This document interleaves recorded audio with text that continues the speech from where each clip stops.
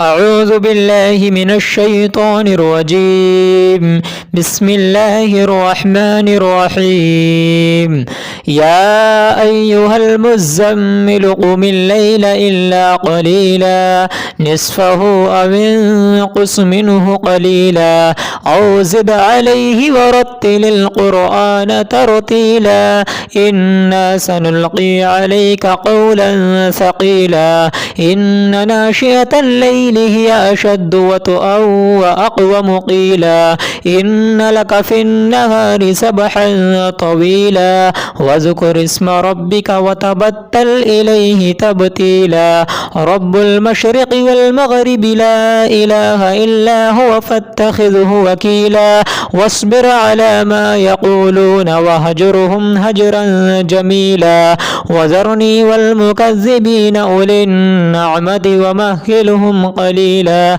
إن لدينا أنكالا وجحيما وطعاما ذا غصة وعذابا أليما يوم ترجف الأرض والجبال وكانت الجبال كثيبا مهيلا إنا أرسلنا إليكم رسولا شاهدا عليكم كما أرسلنا إلى فرعون رسولا فعصى فرعون الرسول فأخذناه أخذا وبيلا فكيف تتقون إن كفرتم يوما يجعل الولدان شيبا السماء منفطر به كان وعده مفعولا إن هذه تذكرة فمن شاء اتخذ إلى ربه سبيلا إن ربك يعلم أنك تقوم أدنى من ثلثي الليل ونصفه وثلثه وطائفة من الذين معك